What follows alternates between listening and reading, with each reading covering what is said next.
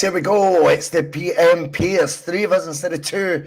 I've had to bring in an ally to try and tackle that Terry Rob. I can't handle it all on my own. So Connor has joined us for the post-match push today. Celtic get the result against Dundee. It wasn't all straightforward, but at the end of the day, they're all finals right now. I'll take 2-1 at Dens Park any day of the week. When we're in, or 2-1 in any game, in fact, I should say, between now and the end of the season, because every game we've described as a final. If that is the case, then we are one final down with 4 to go. It wasn't pretty at times. I think because Sutton used a word I wish I'd been using this season, so I'm going to bump it. No problem to me. I'll just steal it right off him. Patchy. Celtic have been patchy this season, and today's performance, I thought, encompassed what has been this season in a nutshell in just one match. I also think that the reason we got the win today was because of the anomaly that we used, which is James Forrest, who we've not seen as often this season, and he was able to get us through what was a patchy performance and what has been a patchy season. Loads to get through, and I'm sure there'll be a lot of negativity in the performance, but I think a lot of positivity as well, that we are one giant stride closer to retaining our title, getting all the rewards that come with that. And then we can look at the nitty-gritty of squad depth, who's out of form, who's not, defence looking a bit shaky, who's fit, who's maybe having to get edged back into fitness a wee bit quicker than we would like. Things like this. Did he make the subs at the right time? Did he make the right subs at the right time? We will talk about it all. Before we do all that good stuff means do give us a wee like, give us a share. As always, you can slag my hair. We do appreciate all the likes, all the shares. If you want to become a member, then feel free to do so. If you just want to hit the subscribe button and the bell, it means you never miss a bus. That's absolutely fine. Membership's $1.99 a month. It doesn't change the content you'll get. We don't do any exclusives or that. We're not that type. All the content is free, but it does help keep the wheels on the road. And there is members out there like Jim Dolan, Jim C, Johnny Logan. I didn't know you were a member. Nice one, mate. You're a regular contributor. My ball, Gary Brown, Lodius. Wendy Fraser, Alex Forsyth. Not seen you in a while, pal. Hope you're good. But yeah, we will get into it all. I thought when I look at it today, I'll come to you, Terry, as you are the voice of P.M.P. first.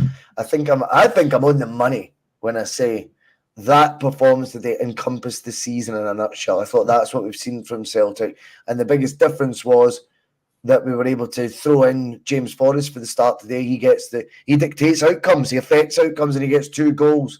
And I think he's the anomaly in that performance today. And because we've not seen him as often as some would like, some didn't think they would expect to see him that often. But when he's came in today, he has been the difference maker.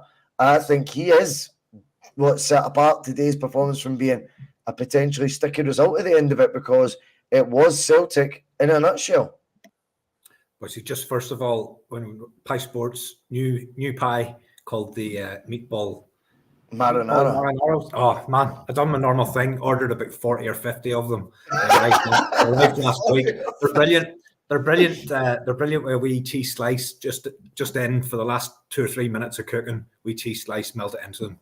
Absolutely brilliant. Don't forget. Bus 1888, that's the code. Here's the thing, I forgot to do Bus 1888, so I paid full price for them. Anyway, today's game, I'm torn, Bhoycie. I'm absolutely torn, because I think we're another stride forward. That today's outcomes joined together, the 2 games, Super Sunday, if you want to call it that, we've come out of it better off, simply because the status quo remains, but there's a game less for us to mess this up. However, I watched both games today. I took a lot of comfort from the first game, because I thought Rangers were awful and I thought they were lucky to get a victory. I could probably just say the same thing about our match. I thought we were awful. I thought we were lucky to get the victory. I mean, ultimately, there's 2 very poor teams trying to win this league. It's like 2 drunks having a fight, and it's whichever one is just going to manage to stay on his feet the longest. I think what's clear, though, and we need to be clear on this. I think Rangers fans seem to have given this title up, and Celtic fans seem to have claimed it. I think what today shows you is there's only 4 games left, but there's still a hell of a lot of hard work to do, and there's still a hell of a lot of jeopardy in this. And what I was hoping for today in the short period between the Rangers game and our game was that we would have a nice, comfortable game and we would increase the goal difference by 2, 3, 4, something like that, and just have that extra point, if you like, of the goal difference up our sleeves. Because I still think there's a lot of jeopardy with this Celtic Rangers game coming up, because everything's going to be in our favour, home advantage, no Rangers supporters, all of that. We're still sitting, I think the goals is 5. If for some reason they were to beat us by a couple of goals, that actually wipes that goal difference out, and then it's game on for the last two matches. So I was hoping we would have notched a few more goals, got that up to about 7 or 8, took that out, because I'm old enough that I've seen Celtic lose 2 titles on the last day. If Rangers need 6 goals on the last day, Rangers will get 6 goals on the last day. Don't you worry about that. But today, I thought we were awful. I thought we started really well. First 10 minutes, I thought, oh yeah, this is really good. We're up for this. James Forrest, signal intent, first minute shot, yeah, rose ed, but it was a signal of, let's get this done early. I think with 5 shots in the first 10 minutes, thought Kuhn started well, thought we looked lively, and then we just fell away. And whenever we did take the lead, it was almost done during a period where Dundee were starting to get on top. But Forrest included, I think Forrest had to play today. I think we're just by default, we're running out of wingers that are good enough to play for the club. Kuhn ahead of Palmer? Yeah, I think Kuhn. I think he's probably done enough just to keep his place, but not for me. He started lively today, Bhoycie, but he was dreadful. He was absolutely. He's dreadful. not got the numbers, and he's not got the threat of getting the numbers that a Palmer would get.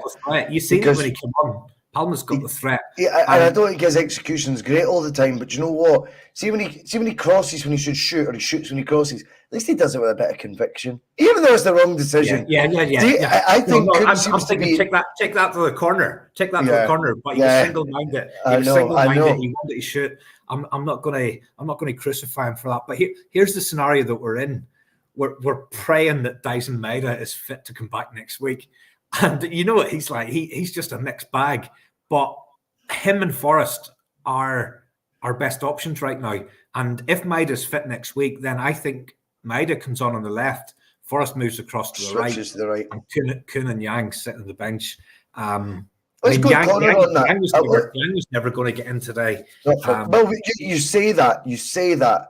I want to get Connor's take on the Wales situation, because this is, let's not get too far ahead with the goals that were scored, but just in terms of the lineup, Connor, when you're looking at that, and you're looking at the options that Rodgers has taken as well as what's available to him, because I find that a real sticking point for me, where Yang, I go back to, I thought, with the Cardinal sin at Ibrox when he gave up, and once he's let him in, you don't just give up. You've made one bad decision. Don't double down by being a quitter. And he looked like he quit to me, and there was no excuse for that.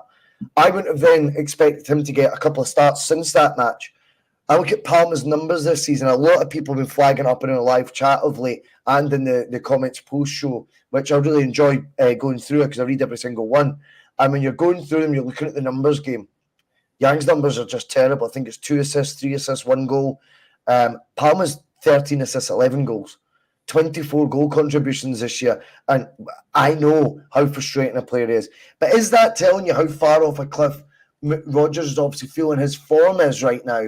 That Kuhn still gets ahead of him, that Forrest has been brought back from the brink, and let's be honest, he wasn't an option to Rodgers this first 6 months in Rodgers' mind.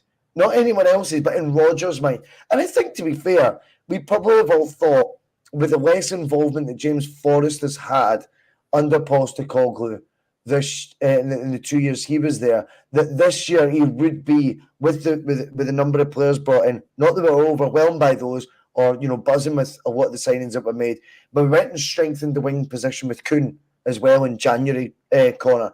So when you add all that up, Maeda was out today. It does look like there's a lot of them searching for form, but there's been surprising decisions by Rodgers with Yang since that Rangers game, for example.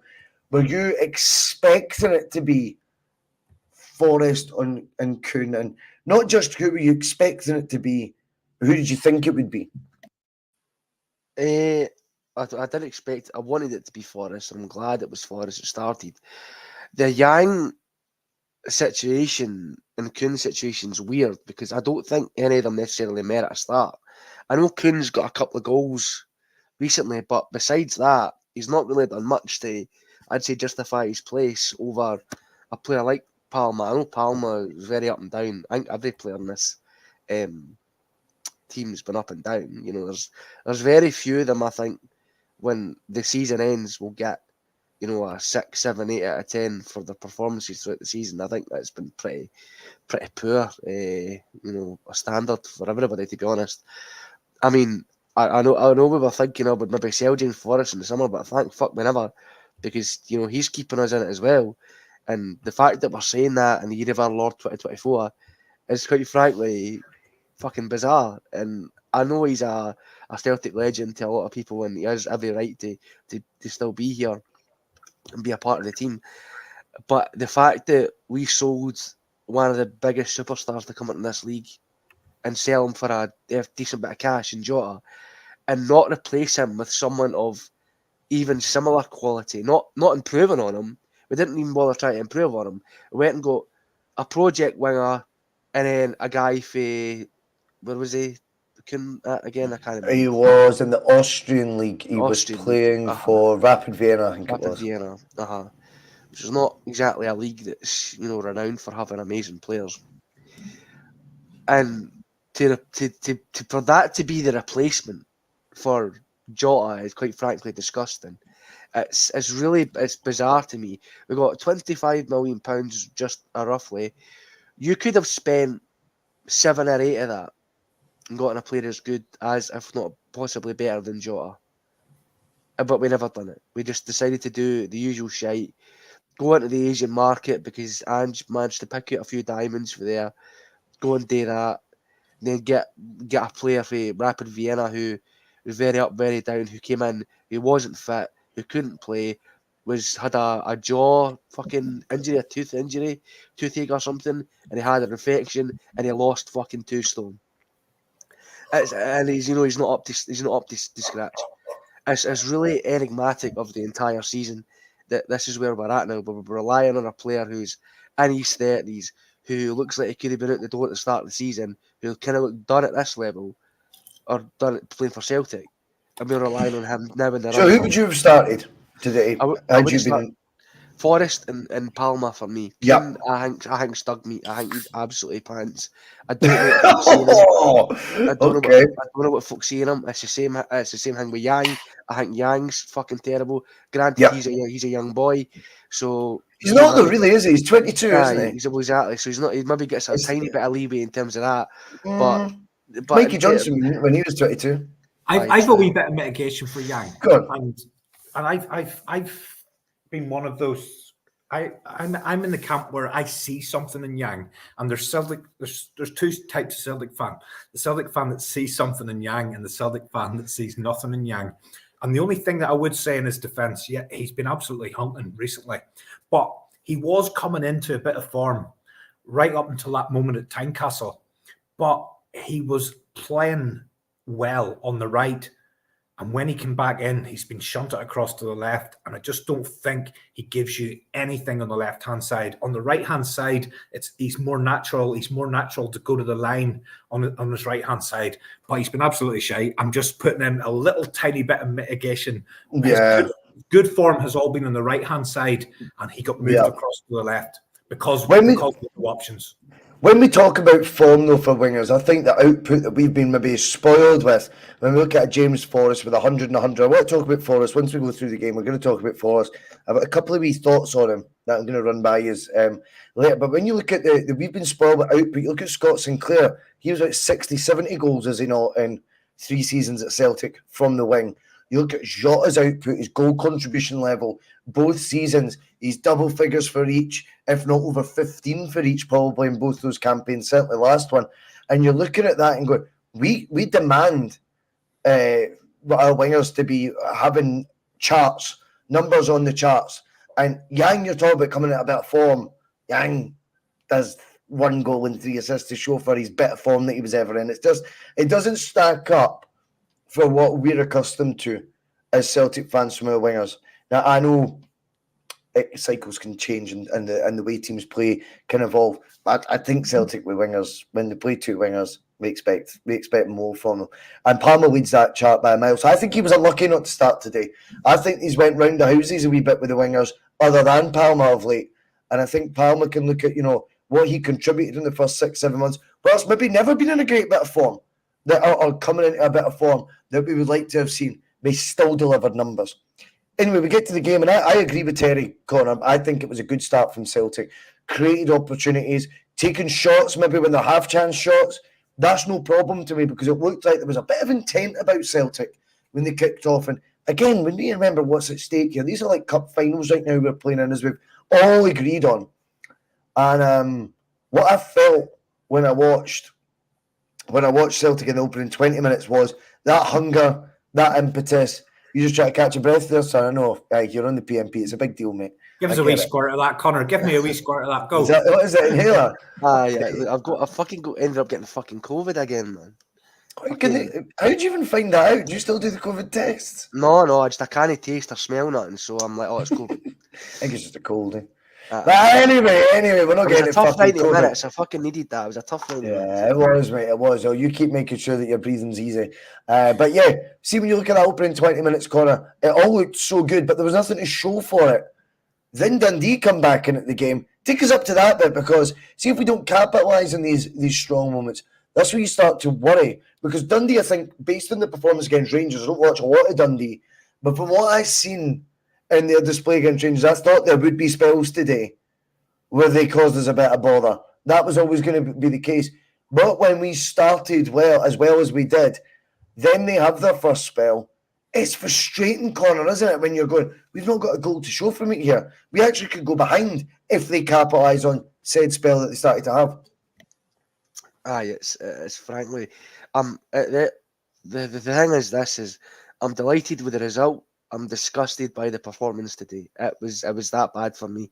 It was one of the worst performances I think I've seen this season, and we're just lucky to get away with the 3 points. But we had a good start in the first 10, 15 minutes, and then from then on, Dundee just came into it. And the fact that we're holding on, to the death against a team like Dundee, who granted have done very, very well and have got results against, decent teams like Rangers and stuff, it's embarrassing. I look at it the way that we are so financially ahead of everybody else in this league. We should be like a PSG in the Scottish League. Nobody should be able to touch us, and if it is, it should be an absolute anomaly.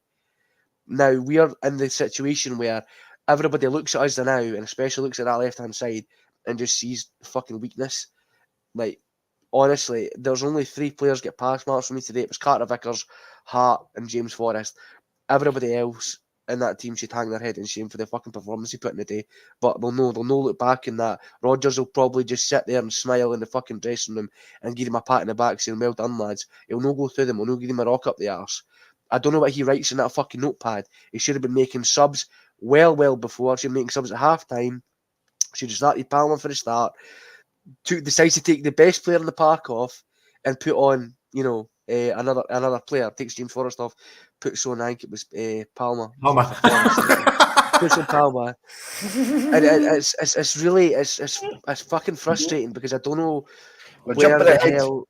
I know I'm jumping all over the place. It's my usual, but I don't know where we're coming from. We've had so much momentum in our tank for the past couple of weeks with results and stuff like that. We should be, putting the foot in the gas, pedal to the metal, and doing away with teams in the first half. We really should. That's the same Dundee team we beat 7-0 at Celtic Park. Now, we don't have much of a fucking home advantage this season because we've been just as bad at Celtic Park as we have been away this season, to be totally honest.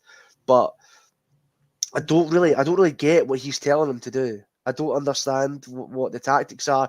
I don't know why the fuck we insist on giving the ball to Liam Scales and letting him just fucking dilly-dally with it up the park, and then Dundee and whoever else will fucking play, because it will happen for the rest of the season, just retreat up to their end of the pitch and just camp in and make it difficult because he's too fucking slow. He's too fucking ponderous. He's shite. I want rid of him. I don't want to see him again in a fucking Celtic shirt. He only gets fucking played because he's fucking Irish and he doesn't like Nawrocki for some reason.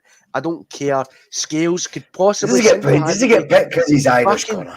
He's fucking guff. There's no reason for him to start. You need to have a think of... You need to have a serious think what you're saying, man. I know I'm joking. There's no...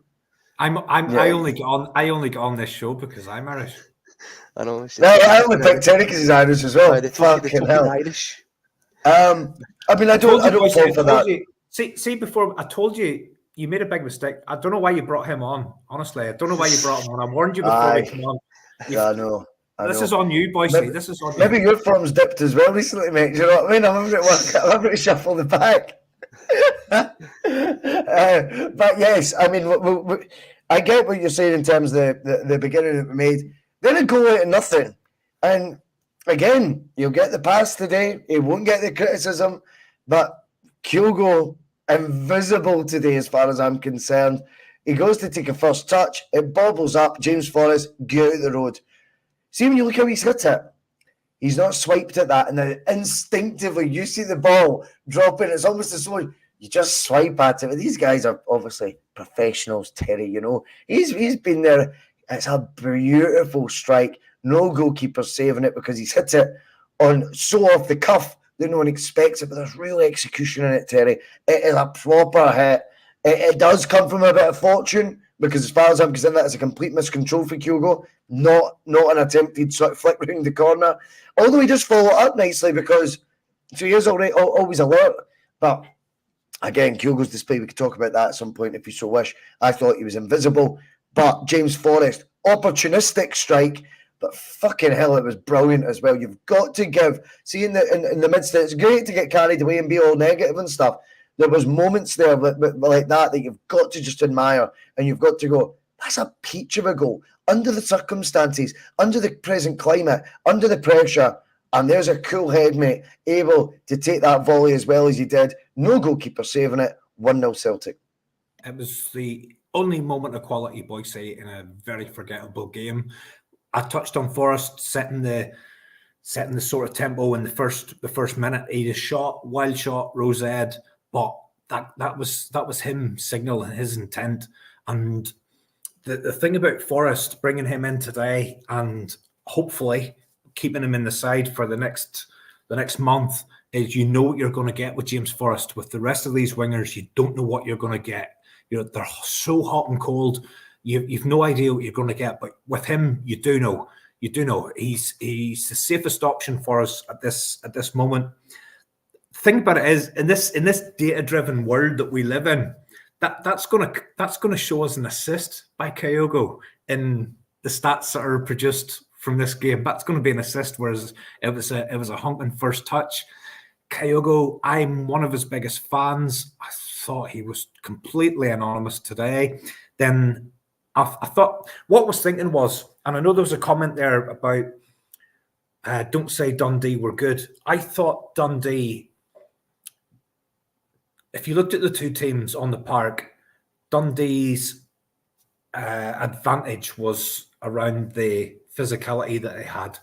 If you look at our team, other than Carter Vickers, our back four isn't really imposing at all. Midfield, O'Reilly's tall, but he's not an aggressive player. McGregor's small, Hitati's small. The front three, Kuhn, Forrest, Kyogo, small. Dundee had big, imposing physical figures. And the threat that they carried was from long throw-ins and long balls into our box.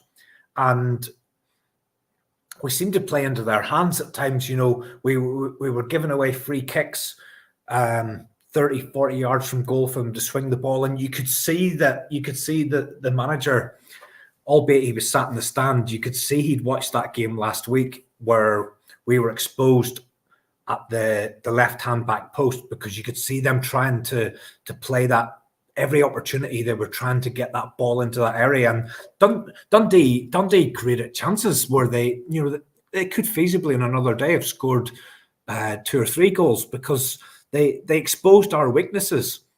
And I'm not sitting here saying Dundee were brilliant. I think today's performance is more about how Celtic weren't able to adapt. Slight mitigation. The pitch was, albeit it was playable, and I'm glad about that because we've got the job done. But it looked very, very bobbly, and it wasn't conducive for. Did it affect guys like Tiffany and McCowan, or is it just because they're used to it? Because I thought those two again for Dundee were very good. Who's that? McCowan, and I think it's. I thought McCowan was the best player on the pitch, to be honest. Yep. I thought that again. And what about the? Is it Tiffany? Is that his surname? He looked okay. He looked okay as well. Yeah, I liked him. But here, come back to Kyogo. Whenever Ida comes on, I know Ida then ends up looking like an idiot with that OG. I just thought today might have been one of those horses for courses days. I just thought we looked tiny, and when you're watching the players come out before the game, we're really, really small. We're really small back to front. We're a small team, and Dundee were big, imposing figures, similar to Livingston, and they play that same kind of game. And I just thought maybe today was a day, maybe for Ida to start the game, maybe for Paulo Bernardo in there. He's quite tall. He's a bit more imposing. The only time I felt comfortable was when Iwata came on. Now I know Iwata's short, but he's a physical specimen, and he's a strong, powerful midfield enforcer. And let's face it, the goal that Dundee got was a little bit of a freak goal. I mean, he just had a swipe at it. He's ended up putting it in his own net. But I felt when Iwata came on for McGregor, and this is another conversation, Iwata imposed himself. He brought a bit of assurance. He brought a bit of calm. Whatever the story is with Callum McGregor, and Callum McGregor is my favourite player in this Celtic squad. He's my favourite player over the last 5, 6, 7 years. I absolutely love him. But he's not right.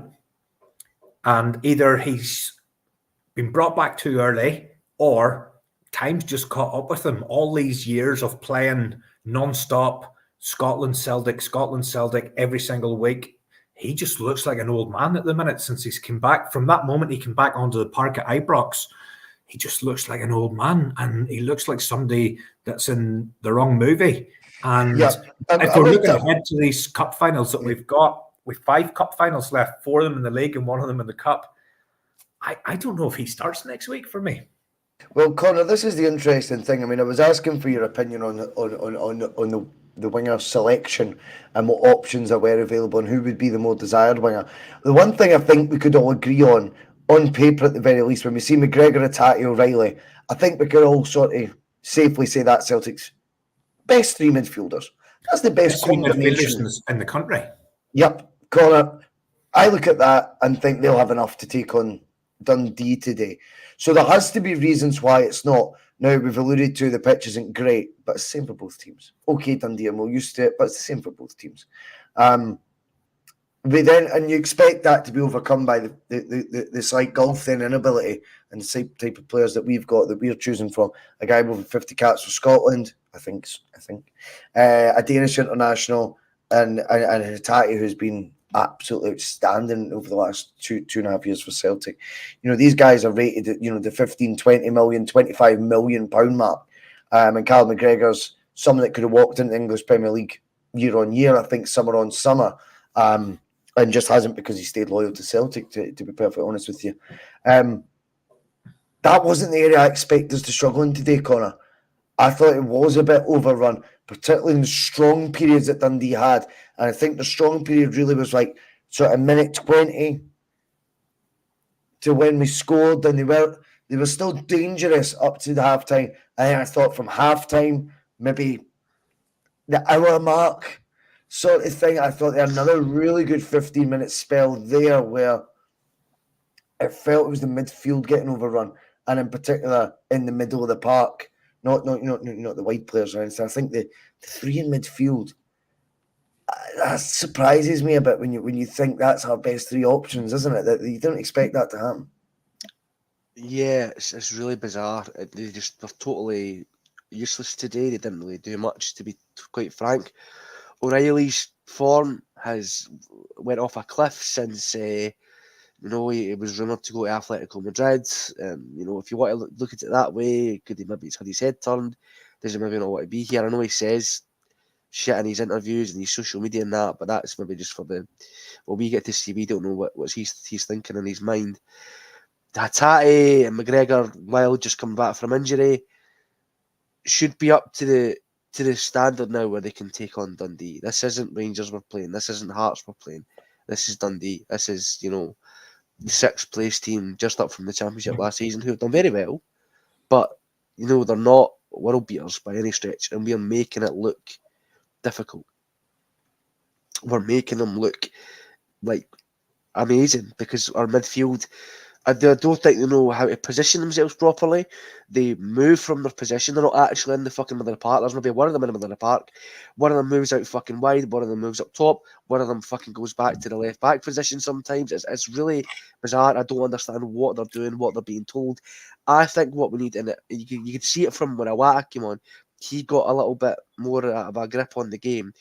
We need a Scott Brown type. We don't need, you know, a player who is you know, a Scott Brown, but obviously but we need a player who is going to be in that midfield to just absolutely boss it, to just take the game by the scruff of the neck. And if anybody plans in charge of fucking forward, they can just go through them, win the ball, keep the fucking flow going, hold it up, you know, protect the back line as well, link the play, have a bit of solidity in there, because we're so weak in so many areas of the park and we're just getting overran. And I don't know how we fix it, because we're not gonna just all of a sudden just drop Hatate or O'Reilly. But did you see an improvement when Awata came on? A bit, I seen a little bit of the. I thought it did.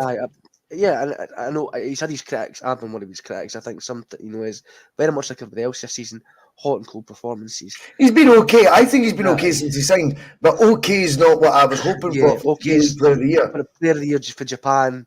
You know, there was rumours when he was coming in that, you know, people were seeing him in training. He was really, really silky. He was fucking strong and powerful, and you know, fucking arms the size of tree trunks and that. But at the end of the day, he's not. The size of tree trunks. That's what it was like. Remember reading that.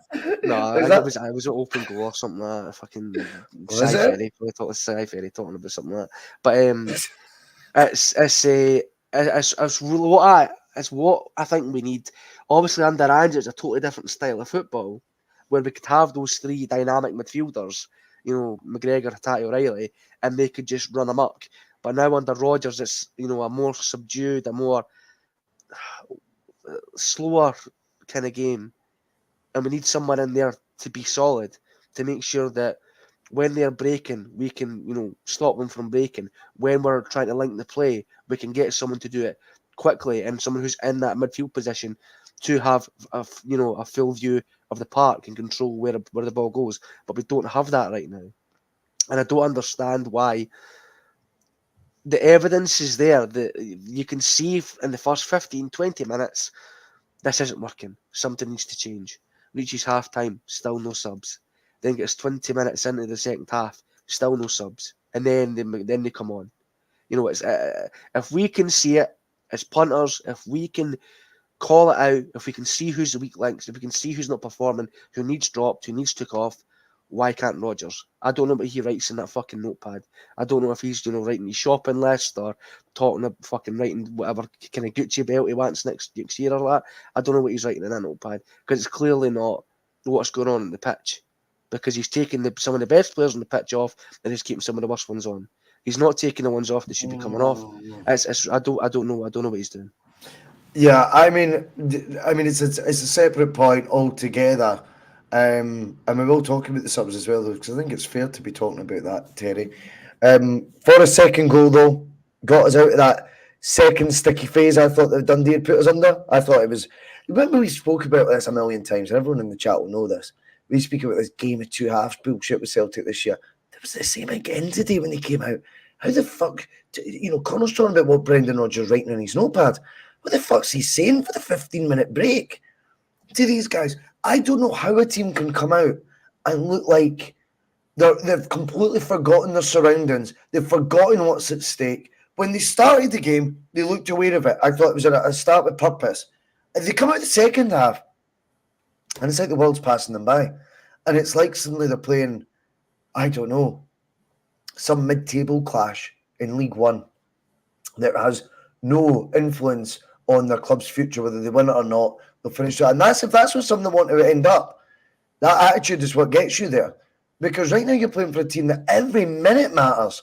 Every goal scored matters, every point matters, but every minute right now matters, such as the inconsistency in Celtic's performances, such as the unpredictability of the results that we've had this year, the patchiness, if you want to call it that, of the form. I think you love patchiness. Today that's the new word. But I just don't understand how a team could come out and look like they're walking on the fucking moon. It's just pandering about. Hey, I don't understand that, Terry, when I watch that. It feels like a change in attitude to me.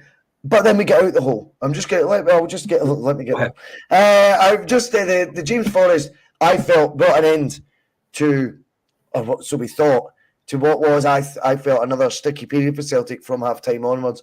The goal, and this is why I've got a wee bit of what to talk about Forrest on later, but the goal he creates because of his press. He then goes forward, breaking the ball. Chris Boyd, desperate at full time, to show it again. Oh, you've skipped that bit of the replay, show it again. They showed it again. The Dundee player handballs it. James Forrest goes nowhere near his hand, and then he rifles the shot home through the keeper's leg, sits the ground first. And as James McFadden rightfully pointed out to him, he says, I thought you'd want to talk about the quality of the finish. And what he's saying is, as an ex-striker who's got the SPL record amount of goals, you'd think it would be that. He focuses on, no, I just want to see it again. Let me see it again. Then they found it. They slow-mode it down for him. And it's the Dundee player who handballs it. But that aside, that bullshit aside, I thought Forrest again got us out of a sticky period, as I call it, with all his own doing. He created the goal. He deserves that break of the ball that he gets. Finish emphatic. I don't want to give Chris Boyd too hard a time because he's the only person that's got a whiter beard than me.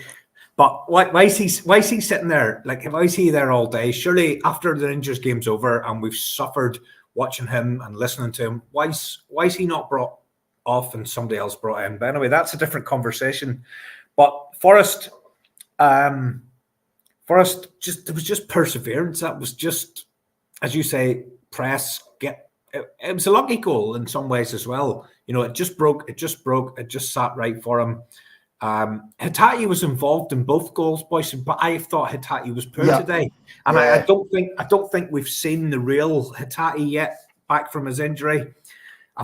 In the past when he's come back, it's took him a while to get up to speed. The first game back that he had after this one, he was excellent, but I didn't think he was great today. I thought he was pretty anonymous, but he's turned up in both goals because it was him that fired the ball in for Kyogo's miscontrol, and it was him that fired the ball in that ended up. And when I was watching the game, I didn't actually know where the ball was. I didn't know if the ball was still with Forrest, if it had been cleared out, if it was with Ida. I didn't know where the ball was. And then the next thing, my dad jumps on my back, and I know it's in the back. I know it's in the net. But it was just Forrest's perseverance, and it was a lucky goal for us, to be honest. And again, a bit like the first one, it was kind of like against the run of play, because at that point of the game, I was feeling if Dundee, we were 1-0 up, I was feeling if Dundee get an equaliser here, we could be in diffs because we've done nothing in this second half.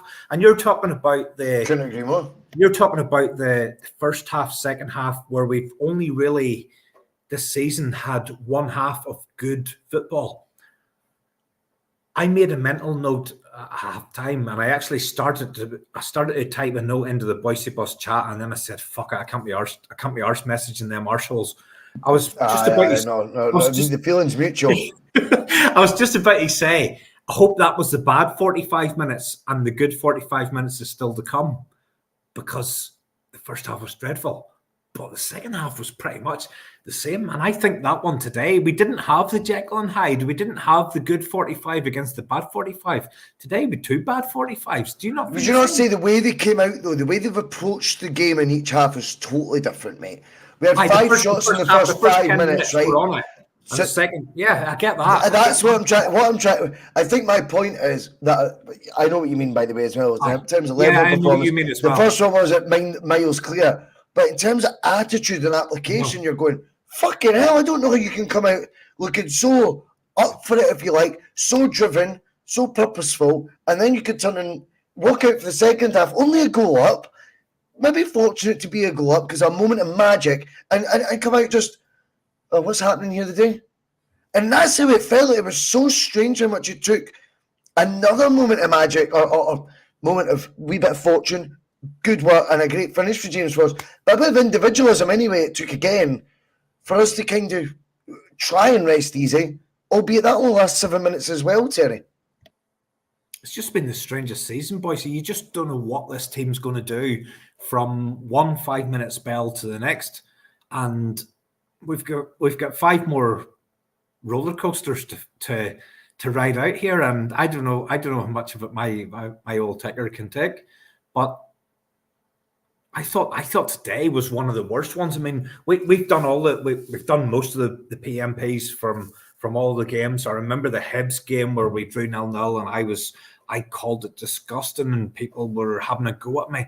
I thought that game today was as bad as any of them, and we're sitting here and we're trying to get this team over the line, and this must be one of the worst Celtic teams that's about to win the league. And I still think we're favourites. I'm not going to sit here and say we're definitely going to do this, because I just don't know what this team's going to serve up to us.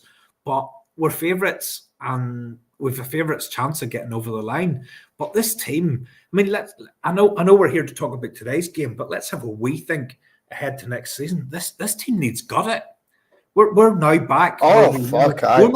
We're now back where we were when Ange came in. This is a massive rebuild, and you can't. How are we in a rebuild again after a rebuild 2 years ago? We're back in a rebuild. This squad needs got it. There's just absolute dross that needs gone, and we need to rebuild again for next season. And then you're going back again. You're thinking about Europe and stuff like that. Say we win this league, and that's not a guarantee in any way. This team that we've got right now, can you imagine that getting into a Champions League? Fucking hell. This team needs got it, and quality brought in. And after bringing in 9 players last year, how are you in that position? How are you in that position again? Yeah. I listen, I think you bring up some really, really important points there today. I do want to discuss today. I'm in no rush, so I'm more than happy to go beyond there. I'd like to cover the game first and foremost.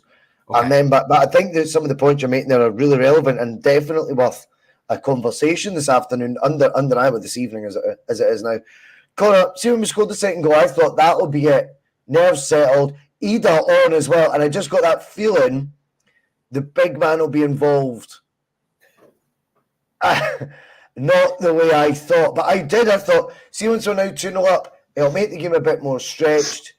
And he's done this time and time again for us since he's came in. I say time and time again, about 7 times. But you know what I mean. He has been involved in scoring goals for Celtic, or goal contributions since he joined. And I just thought, now it's a bit more comfortable. He's the type of guy that I think is important in a team where he'll just finish off what we've started. Now, that wasn't the case. Again, I thought it was susceptible to set pieces and crosses in particular, rather than set pieces. I thought we're susceptible to him all day today, Connor. I don't think Kamikata Vickers, if you want to talk about people not looking the road self. I think he's looked his old self since he's came back. Like, he's been out a hell of a lot longer or for more spells than most over the last 18 months. But notwithstanding that, when you look at how many games he's featured in this season in the league, there's way more appearances. I think he's had over 20 games in the league this year. He only played 34. It's weird when you see it. Like I could have sworn he played in about 5. Do you know what I mean? It's strange. But I think he's been rushed back, out the team, rushed back. And this time, it looks like it's the proper comeback now. I'm kind of treating it from the latest time he's came back as sort of his real comeback. I think they've pushed it too far. And you're seeing that there's a process involved in that. But that goal does come from a set piece. I mean, what annoys me with it, he does lunge at the ball, is clumsy, foolish, looks a bit amateur, to be honest with you. I think if you're an English football fan watching it on Sky, they're going, fucking hell. Remember that Joe Hart used to play for us? And looking at Adamida, Norwich fans going, fucking hell. Ireland fans saying he's our number one striker. It looked a bit Sunday Leagueish, the actual OG itself. But you know what annoys me the most? That guy who does the shop for Dundee, is it Portals? Whatever it's fucking name, nobody cares, mate. Right? He does the sort of overhead, not the overhead kick, but the sort of round the corner volley. Twice! It's his second bite at the apple. That's unforgivable. He does it. You don't get a second chance to do it and make that clean a connection in your own penalty box. That's what annoyed me about it the most. The rest, as I say, we've got away with it. I thought it looked clumsy Sunday League. But for me, the crime is him getting that second bite of the apple. What did you make of that? It's just it's basic. We can't do the basics right. It's so many points this season, and it's pathetic. It is amateur hour. I don't know what it is. I mean, I know it's another goal for Adamida, just at the rank fucking end. But I don't know what. I understand what he's trying to do, but see when you look at it, see if he doesn't attempt to do that, the ball's going right at Joe Hart anyway. He could probably save that. It would have been a relatively comfortable save. The ball was going right to him. He was in the right position. Sorry, pardon me. He had the sides to try and blast it out the box, and just makes a complete arse of it. And I don't think he was great when he came on either, to be totally honest. I think I know it. I do really like him. I would sign him tomorrow. I would take him over Miovski as well. I would like us to have 3 strikers, but I don't think Miovski would be the kind of guy who would sit playing third fiddle to Kyogo and either. So he'll probably not be joining, I'd imagine. Anyway, but that's their gift. I think Miovski would still join, because we can't be as binary as to go if you join. I'll let you clear your throat, Connor. We can't be as binary though to go. You join as third choice striker, Connor. You know what I mean? We can't operate like, if we want to be a big club and go, or if you join, you'll be second choice, which I think genuinely is how we ended up with the likes of O. Because he was signed to be second choice. And see, once that's made clear to your second choice, I think you see a demotivation in their sort of their attitude and application. I think you see players not then reaching whatever potential they might have because of a lack of recognition for good training sessions, good bits of form when they come off the bench. If it's already ranked 1, 2, 3, like in such a formal way, I think if you sign Miovski, you go, there's 2 other strikers there. Yeah. Do you want the jersey or not? And there's never been a better opportunity to get it than what there is right now. That's how I would sell it. You can argue that's probably possibly been a problem with this season. There's not been that competition for places. Kyogo, despite his very poor season by his standards, is still the number 1 striker. Adamida rarely gets a start, despite the fact he's came in and made more of an impact. I think he possibly could have made a bigger impact if he'd started today as well. Got into the swing of things. Maybe been a bit more comfortable if we have that focal point, because Kyogo's kind of like a shit passer in the right now. He doesn't really get involved. Nobody's really finding him.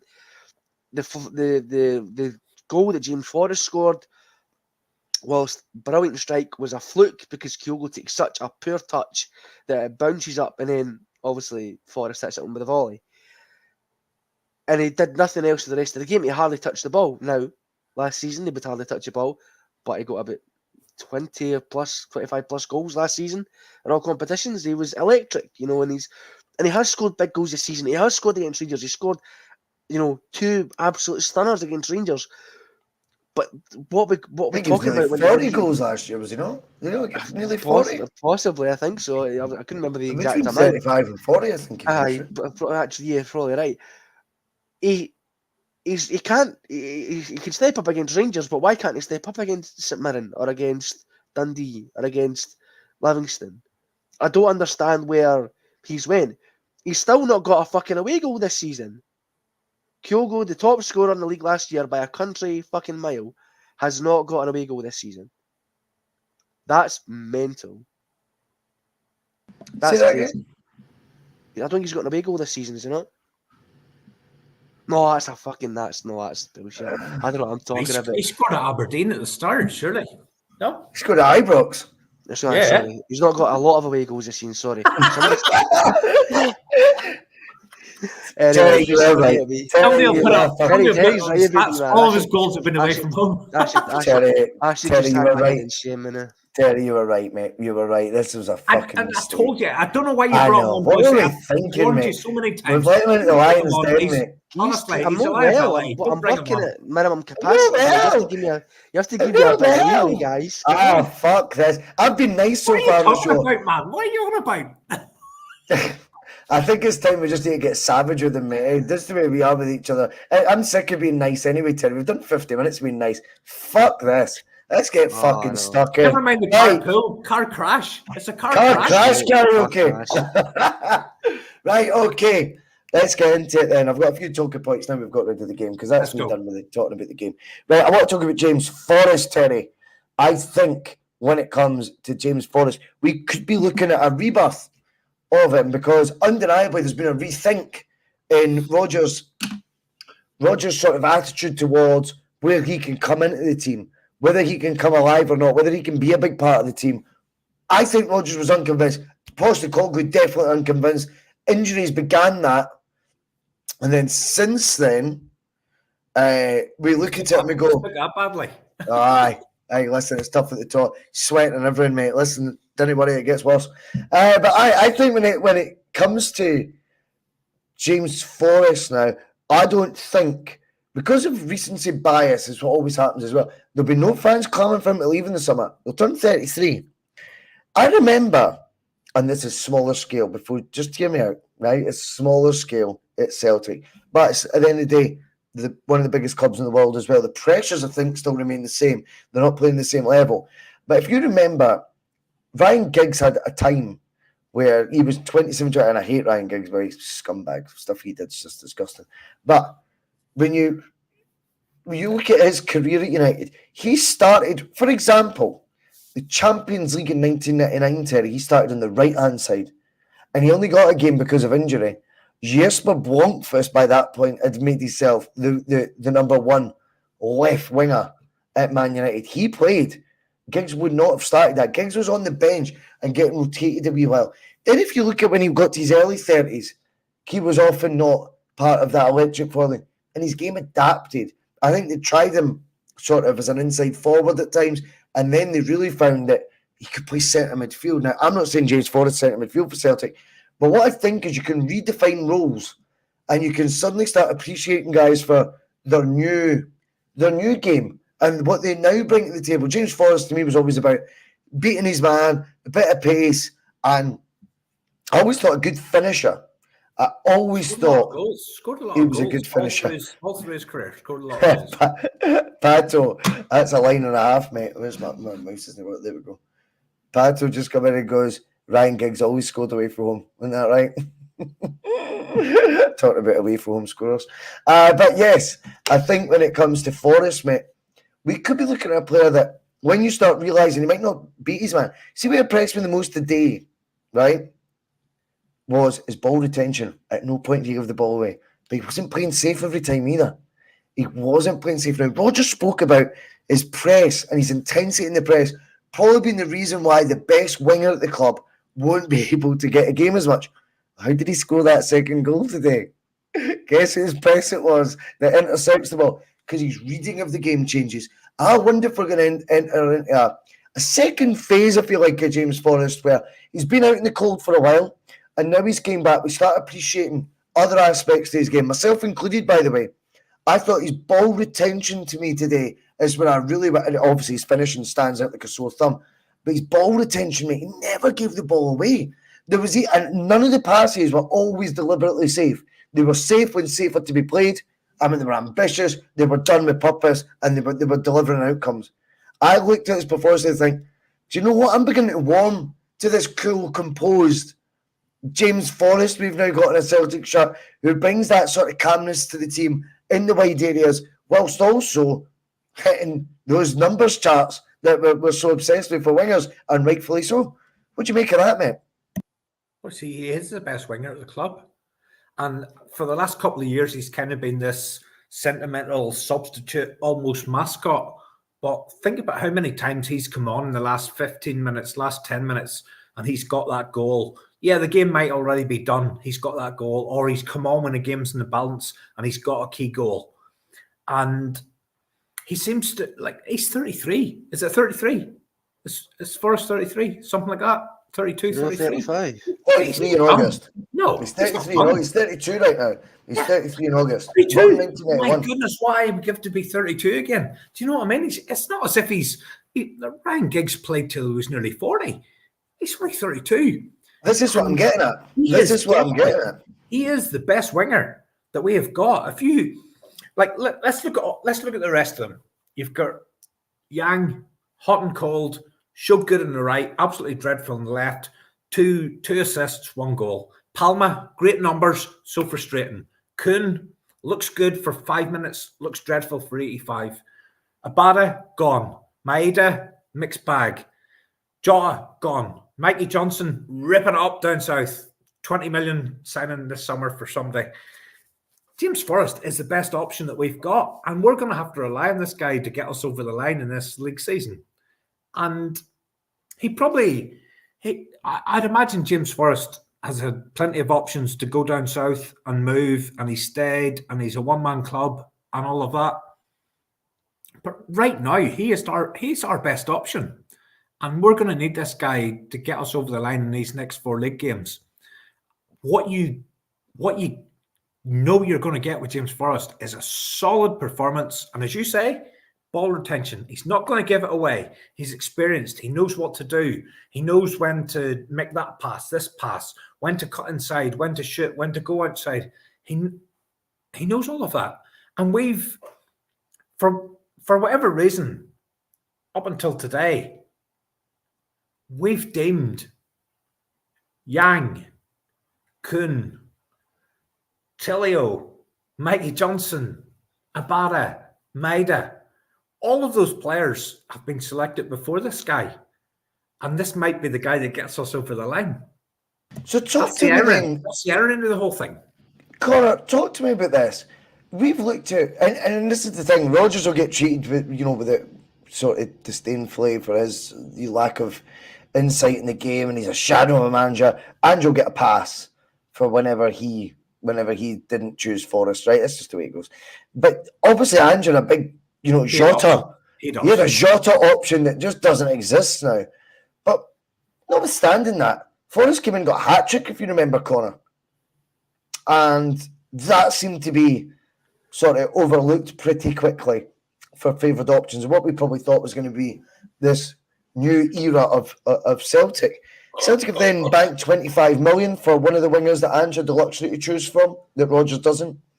With that, they've attempted to bring in 3, unless I'm mistaken, I think it's only 3. Yang for 900 grand, Palma 3.5 grand, and then £3 million Nicholas Kuhn. Now, Forrest to me have given the starts that these, and Maeda, I include Maeda in this, the starts the rest of them have had, apart from Kuhn, take Kuhn out and put Maeda in terms of like sort of 20 to 30 starts this season, what do you think Forrest numbers would be? I think he'd be probably the same numbers as Palma. And why then do you think, if we're all in agreement on that, he's not getting included? And thirdly, when you're watching him now, are you seeing a bit of a renaissance in James Forrest where there is a turning of attitude towards him? There's not the same frustrations at an inconsistent winger, which all wingers are inconsistent, by the way. And now there's a sort of more of an appreciation for this more veteran, if you like, of the first team squad coming in and doing things with that level of composure, calmness, and execution that we're looking for in the team. Yes, it's weird. I think if obviously it would have been it would have been like World War III if we had said at the start of the season, or Rodgers had came in and was like, we're starting James Forrest as a starting winger for the rest of the season, despite the fact they've brought in a couple of new ones.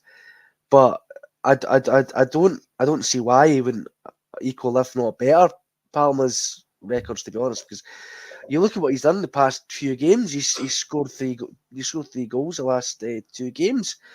And he scored before that as well in big moments. And I don't understand why certain players are getting picked. They're not getting picked on merit, because if that was the case, Ida would be starting, Palma would be starting due to his numbers. and Scales be getting played, to be totally honest, and neither would Taylor or, quite frankly, Alistair Johnson, because they've not been, up the best this season. I don't understand why he's now only just became an option, because we've been having the same problems all season. I don't understand why now at the death, and we were under and it is crunch time, it is time to buckle up, to nut up or shut up. Why we're now just giving him a go? Why was this not considered earlier on in the season?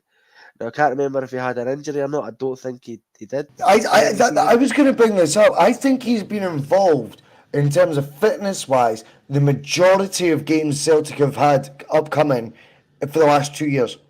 I think, in fact, it's the vast majority. James Forrest, on paper, has been available for selection.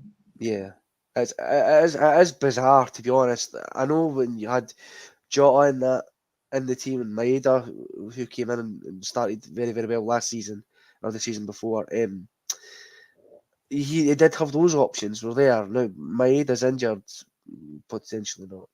But there's been so many opportunities there for us, to just try it. And I don't understand why he's not. I don't know if he's just being stubborn.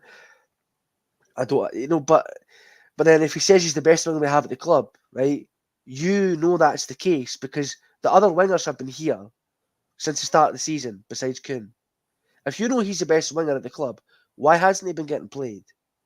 That's the question I would ask. If he's the best winger at the club, if he's, he's Celtic legend, helping us out of tough spots, has an eye for goal, can assist, can actually beat a fucking man and take him to the byline, which other wingers seem incapable of doing. They all just want to cut inside and have a shot or pass it, try and pass it in the back of the net. They don't, do what James Forrest does, where he can beat a man to the byline, put in a good cross, or when he comes into the inside, take a wonderful shot and have an actual goal. I don't know. Everything seems to be well thought out, Terry, when it comes to Forrest. Everything seems to be executed with a wee bit deliberately. Whereas, like we're talking about Palmer, yeah, he's got the numbers, but I think sometimes you go, you shot there when you were probably 50-50 on whether you should shoot across Palmer, even yourself. Whereas Forrest seems to be, everything's it's deliberate, it's on point. He's making calls that he knows will affect, or hopefully affect outcomes.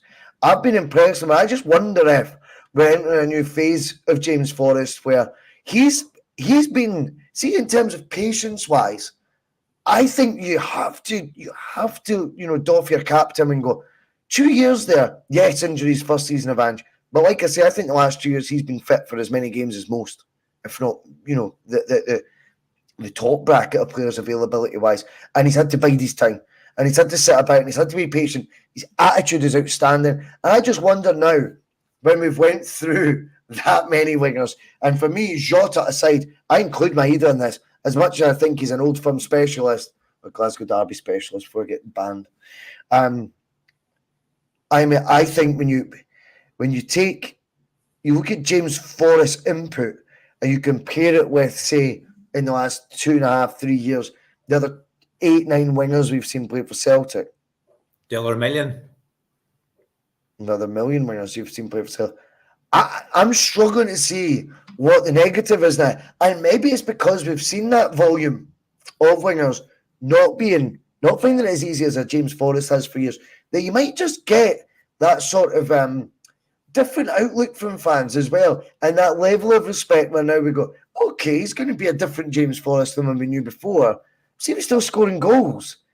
And I think, to be honest with you, playing with a more maturity level than many in the team are, and that's not just because he's 32 now, just playing with more maturity because he's a good footballer. He's a mature footballer in terms of how he views the game. I think when you're looking at that, you've got to go, right, maybe there could be a new spell for Forrest at Celtic. Maybe it will be always now, from here on in, 15, 20 starts a season. Do you know what? He could have started more games this year than he fucking has, put it that way, and done a bloody good job and a better job than 31 games this season, Yang, for example. You look at that and you go, that's a fucking waste of minutes for everyone that Forrest hasn't had instead of Yang. Celtic comes first, not players' development. Celtic. That's as far as I'm concerned. I'm about winning. And James Forrest, had he had the minutes that Yang has been afforded this year, has you further ahead in the title race than what we currently are. So, Bhoycie, right, we see the guys on match day, right? The manager sees them every single day. This is why Scales is still playing ahead of Nawrocki and Lagerbielke. £7 million worth of bench fodder, reserve team fodder, whatever.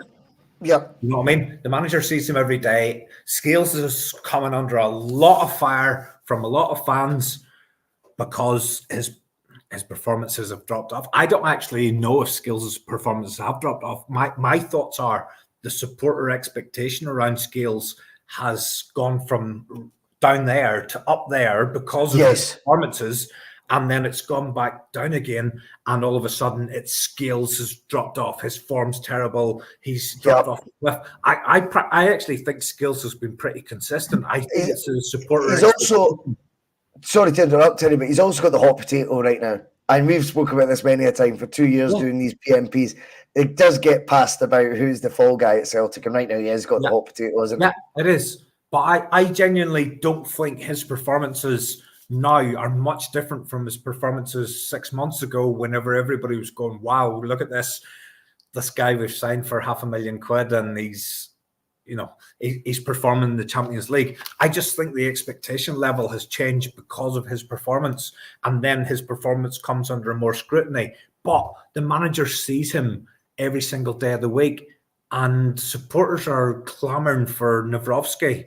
But what have they actually? What's Nawrocki actually done that you think he's better than Scales? The manager sees him every single day. You've got to trust this guy that he knows. He's watching it every day. He sees what they're doing in training. He knows who the better footballer is, and he picks Liam Scales every single time unless he's not available. So the manager is in no doubt that Scales is our number 2 centre back, and that's pretty damning given that last pre-season Scales was probably number 7 at best, number 7 centre back at best. But the manager keeps faith in him. Despite the £4.5 million signing, despite the £3 million signing, despite Stephen Welsh, despite Kobayashi, despite all those players, the manager has ample opportunities to pick another defensive partnership.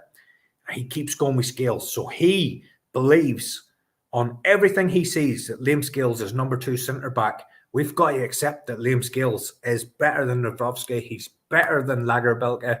He's better than Stephen Welsh.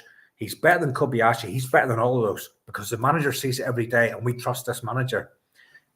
But then you look at that from the other angle.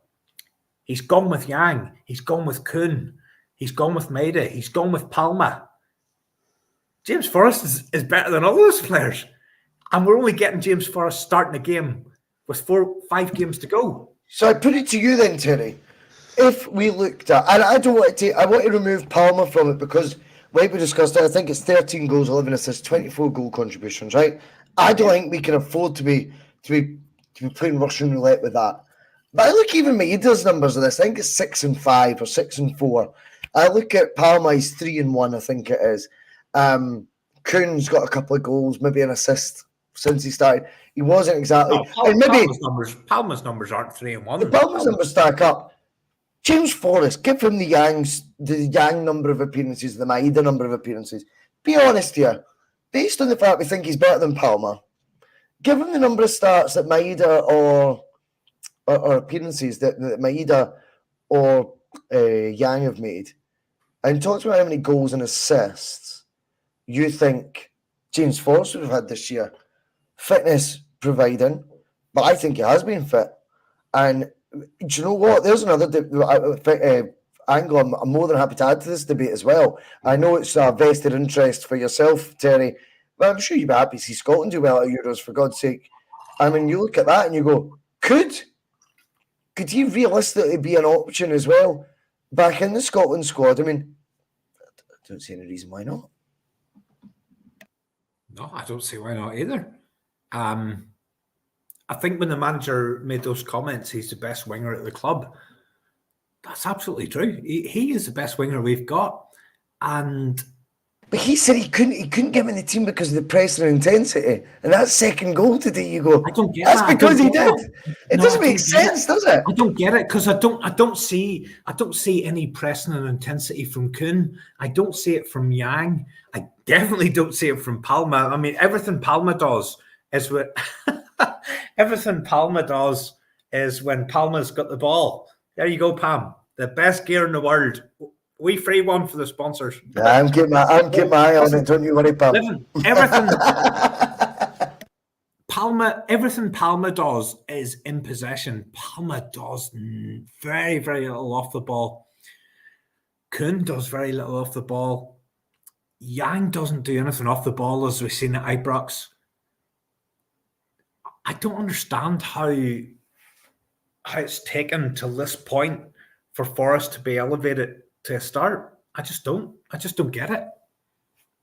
Well, it's been an interesting feature talking about James Forrest. I think he does. I think there will be a renewal. So I don't think he's on his last Celtic deal. That's how we round up the conversation. You think Mikey Johnston's on his last Celtic appearance? Yes, I think Mikey Johnston's. Really? I think he's seen the light. I think Mikey Johnston's went down there and went, "This is now." How much do you want for him? I think Celtic can now have a lot of fun with that. The English football's a crazy, crazy market. He'll be attracting a lot if we can keep it going in the key games coming up. Where if they get into the Premiership, Bhoycie, if they get through the playoffs, and he's key as he has been, he's Player of the Month last month. If they get through the playoffs, like this is how stupid it is. We're sitting here. I do think it's just we'd be going, we're looking 10 million for him, but he's not good enough for us. I know, but it does also need to be West Brom. Nope, it doesn't. That's what you need to remember. He's not an option to buy there. So there will be admiring glances going around right now at what Mikey Johnston's up to. And you do well down there for a couple of months and your stock can rise. Now, the problem Celtic have is they'll look like a willing seller, and they always do, to be honest with you, with every situation they're in. Celtic are willing sellers. And I think the marketplace knows that. I think even the Saudi market picked up on it pretty quickly when it came to Jota. The 25 million Celtic blinked straight away. I think Mikey Johnston, you get £5 million offer. They will blink. But we will move on. I've got another couple of wee talking points I'd like to get through. Connor, you're hanging in there. You all right, mate? Oh, I'm fine. Don't worry. I'm fine. I'm all right. I can't hear you. I'm all right. I'm fine. Right, good. Right, okay, you're really quiet. We're talking about McGregor's fitness. Right now, obviously, we were talking about the best midfield earlier. Callum McGregor, though, is miles off it for me in terms of fitness. It leads you to a couple of interesting scenarios where you're going, well, we've been speaking about Bernardo being this £6 million apparent replacement for an O'Reilly. If and when O'Reilly sold this summer, probably. Let's be real, Connor. Like, if Bernardo's not good enough to step in when Callum McGregor, I share Teddy's view. I love the guy. I think he's brilliant. But he's so far off it.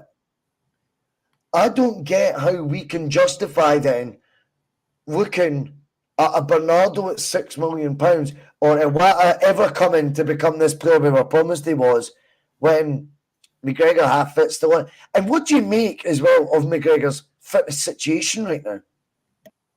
It's bizarre, but how come he's not good enough to play ahead of an injured Callum McGregor, but he's good enough to start Champions League games against Lazio, at the start of the season, exactly. You know, it doesn't make much sense, and he wasn't getting played in the fucking league. A lot of Rodgers' decisions this season have been very, scattergun. They don't really make much sense. Now, whether that's to do with the injuries we've been plagued with, whether we've been dealt a bad hand with, not getting the proper resources for getting transfers, I don't know. And we can't really speculate, we can't really guess, because if we all knew that, then, we'd all have a lot clearer picture of what the hell goes on behind the doors at Celtic, and it's something we all want, but it's something we'll never get. In terms of McGregor, it's a shame for me because obviously last season, the season before, he was absolutely integral for the running. I remember him coming back from injury in Andy's first season when he had the fucking Zorro mask, and he was ripper up. He was better with the fucking mask on than he was with the mask off. and he was terrorising Rangers, and he was, and he's had good games this season as well. He's nullified Rangers midfield when he's played against them. The best midfielder in the league, Todd Cantwell, now because he's turned up for 2 games, could do fuck all against them. He was getting absolutely ran ragged by Callum McGregor earlier on the season, but it kind of goes under the radar when he does deserve criticism. A lot of people don't want to do it because he's Callum McGregor, because he's the captain, because he's been here for years. I do think he's not ready. He's not ready to start. I do think he needs to just stay on the bench until he gets his fitness back to what it should be. And we do need to put players like Kawata, like Bernardo in there. Like what I'm saying, they're not necessarily midfield destroyers, but they are a more solid presence in that midfield. Should be good enough, shouldn't they, Connor? He should be. They've done it, before. These guys are sums of moving parts. The sums of moving parts, these midfielders, Connor. They can play ones in that, I know everyone obsesses with this now. They never used to really do it when I was growing up. I look at it now and I go, it's a 6, an 8, and a 10. It all seems very role defined now. People look at it by the number. For me, there's not much between Callum McGregor playing a 6, an 8, or a 10. So therefore, you've got kind of the role he tends to play. So this is our best midfield today. You've got Carmack, Hatate, and O'Reilly. O'Reilly will be the closest to a 10. Hatate be your 8, McGregor your 6. 6, you've got Iwata. If you think it might be Hatate who plays a wee bit deeper and tries to create things in the 6, and it's an 8 that you need to replace, you've got Bernardo. See if these guys aren't good enough when he's half fit in crucial games here. But anyone who thinks it's sentimental is off their fucking head, because Rodgers has definitely got. See, if you want all the bad bits of Rodgers, then you need to accept the other things that come with that. And he's a born winner. He wants to win, and he will win ruthlessly. And if that's all for his ego, then he won't care whose toes he stands on, including Callum McGregor's. And he won't pick players based on sentiment when there's a title at stake. I don't understand how he looks at that midfield and thinks he's the best option. If we were then to be seriously looking at making Iwata someone we base our midfield on, or becomes a key player, a key element in that midfield over the next 2 to 3 years. He's only 26, 27, We were promised big things from him. And then you flip it as well. You look at Bernardo, a 6 million investment this summer. I don't see either of them doing enough to get in that first team. And clearly Rodgers doesn't either. He's in the business of winning.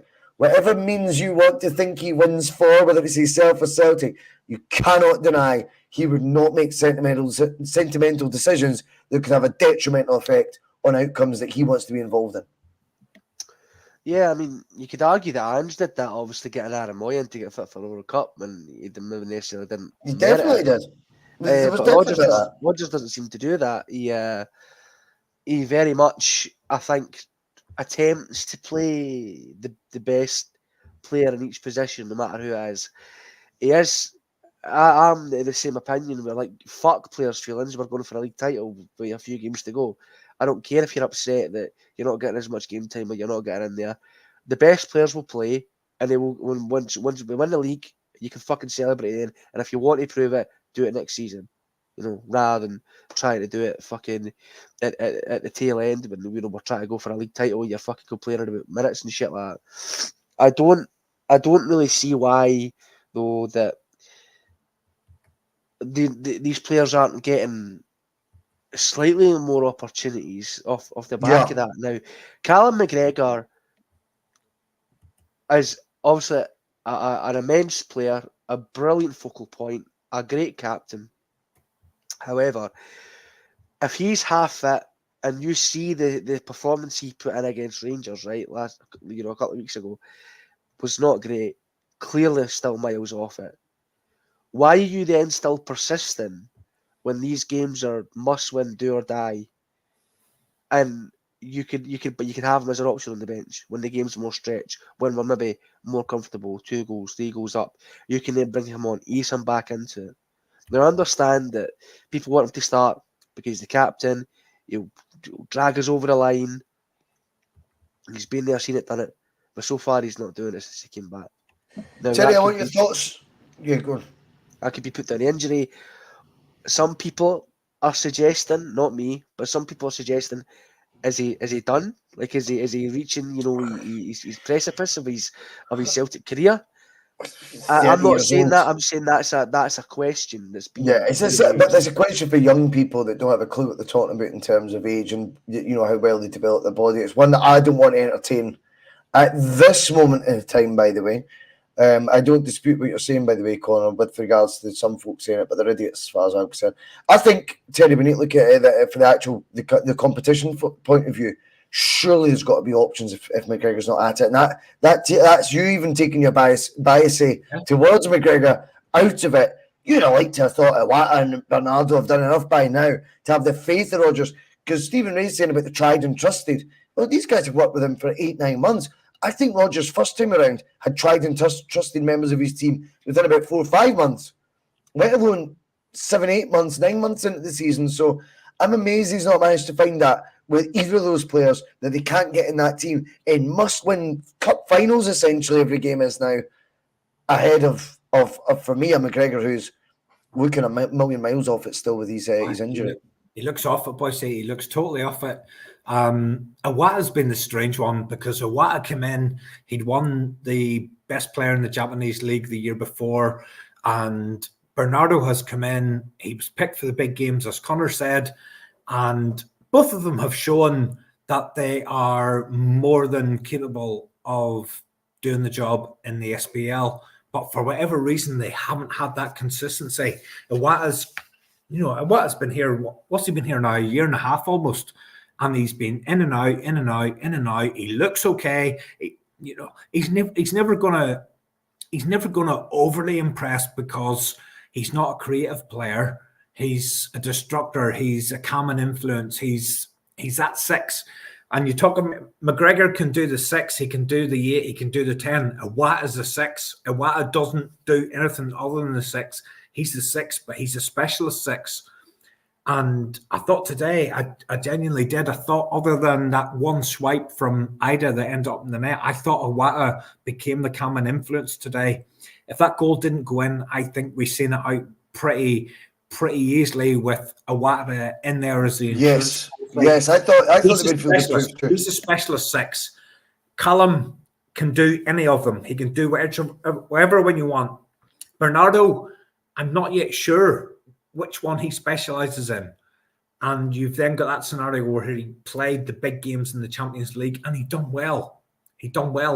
And it's a strange conundrum with Bernardo, because we've now got a decision to make. Do we pay 6 million for this guy or do we not?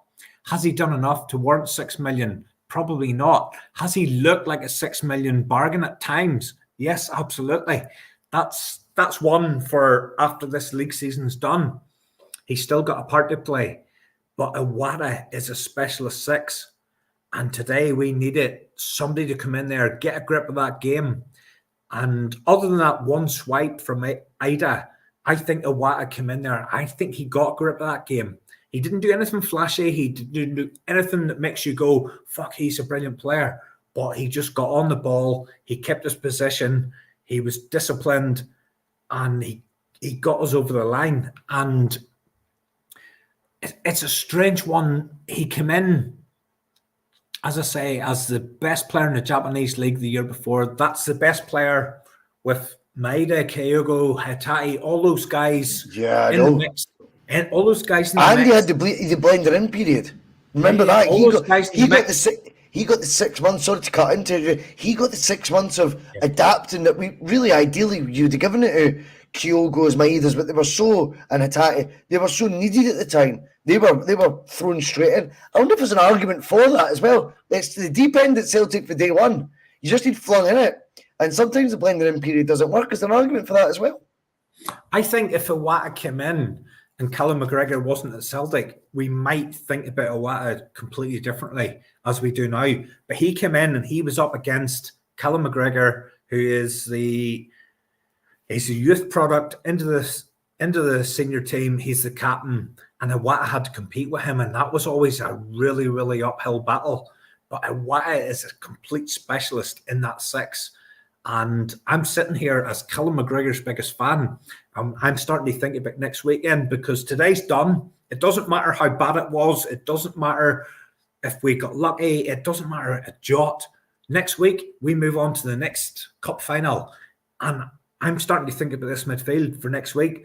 And I think Iwata has to start. He has to start in that 6. He's the specialist. Then the next question is it O'Reilly, Hatate? Is it McGregor? Is it Bernardo? Iwata has to play. I think he has to play. I get that. I think you've summed that up brilliantly on Iwata there. I really like that point where you go, fortune could favour them differently in terms of options, but we need to also remember that we thought it was the best thing because he's the one guy who's got the benefit of getting the blending in period, and I don't know if that's actually worked for him or not. But yeah, some brilliant points you've made there. Just want to quickly touch on as well before we go on. We've been around 25 minutes. Oh, fuck. Rebuild for next season, you were talking about, Terry. And I wrote that down because I was like, fucking a rebuild. I mean, Connor. Are we in this position? Yeah, and if we are in the position that we're looking at rebuilds and things like that, I'm not quite sure where that begins and how it ends for Celtic, because it's not always just a case of what Celtic do. Sometimes what they don't do as well, and it's a case of both with Celtic. They don't go to higher levels, but they do bring players in the summer. So it's a case of what they do and what they don't do, and that worries me that we could see a summer more of the same unless we get some more hands-on approach from a manager who's now wanting to put his own personality or imprint on this team. I think that comes from having a foundation that is built a bit stronger than Rodgers pigeonholed into a setup that you've just been sort of put in as the manager and go do your best with coaches around you that you didn't hire, you didn't appoint. I think you appointed one in December, January sort of time. No sort of head of transfer recruitment. Lee Congratton's an interesting one. I don't know if you've seen any of the work Congratton's done since Celtic. People point to Sunderland, but if you actually look at what he's done in Italy and things like this, and there was another club he was at in Europe. It was a mad interview he did recently where he spoke about, Celtic simply don't give you money, and that makes the game a bogey. Nkunku and Diaby. And Nkunku, Diaby was to Abu Dhabi. Diaby plays for Aston Villa. Aston Villa, yeah. Nkunku, Chelsea. In Chelsea now. And you look at the players he brought into Leicester. I think it's the centre back they sold 70 million or something like that. I think it was him who was heavily involved in that. Castagna eventually brought into Leicester City and identified. He also brought in Shved. But did he bring in? But again, whether his involvement's very heavy in that, I doubt because him and Rodgers obviously were two people trying to dovetail off each other. I don't think Rodgers would say that about a Congratton signing. This isn't me trying to rewrite history books, but I think the players brought in under Congratton's watch weren't good enough, and it's his job as well to be more forceful with that. If you've been brought in as head of recruitment, don't let other guys do the recruiting for you. You're the head of it at the end of the day. I just look at whether Celtic will, when we talk about a rebuild, Conor, and Terry's talking about this squad not being good enough,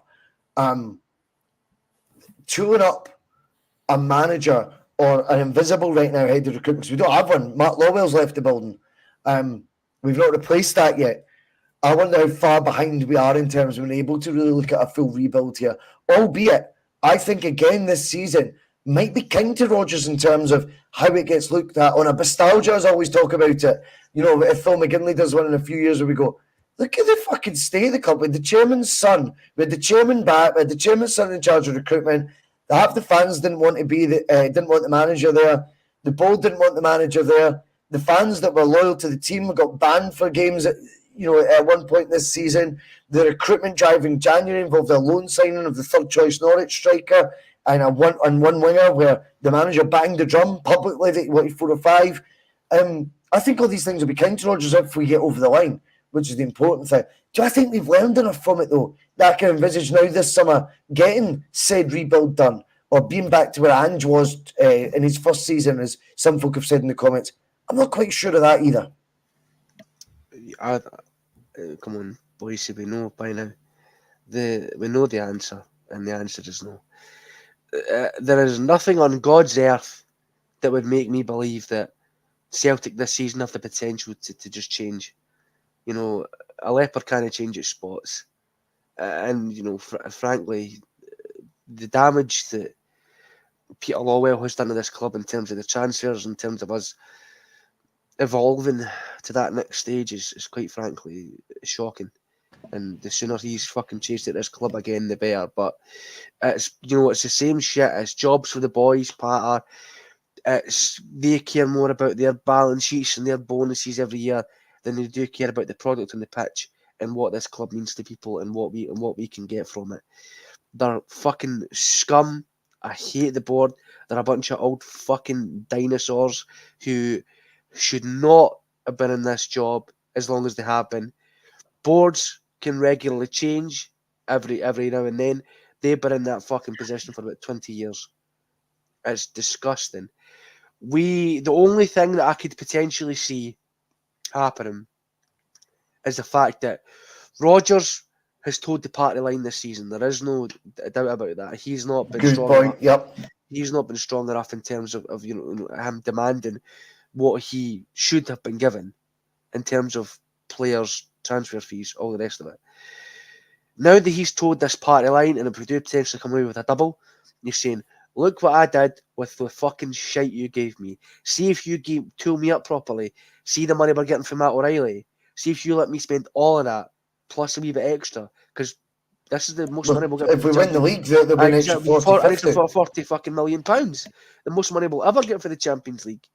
That's not to add on to the fact that if we get a couple of wins as well. I'm very quickly on that. We also don't know, go straight back to Conor. I'm not trying to interrupt the bad way, but we have to make an impact in Europe because we've lost that automatic coefficient point place. So we have to make the impact in Europe for us to sort of try and get that back. Otherwise, if we don't make a dent in Europe, then that guaranteed Champions League riches we get at the end of this season might not work either. Could you imagine this Celtic team in Europe? I know we've seen it already this season, but the form they're in now in Europe, fuck me. You know, we could potentially fucking equal Rangers' fucking record for being one of the worst teams in the Champions League with how bad we've looked. There's the writing is on the wall. See, right, most supporters, right, we know, you know, very little about how the game actually works behind closed doors, right, and how things are done, right. The guys who work in a club and managers and all the rest of it know 10 times more than we can ever know about football. However, if a fucking idiot like me can tell you that guy's no good enough, get rid of him. We need fucking players in here, and here. We've got plenty of money in the bank that we can spend. And they just refuse to do it.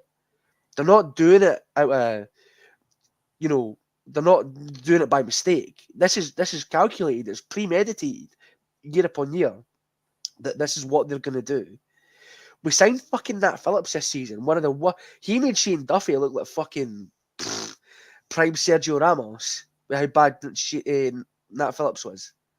That's how bad he was, and he came I've got in. a feeling that's a Rodgers signing too.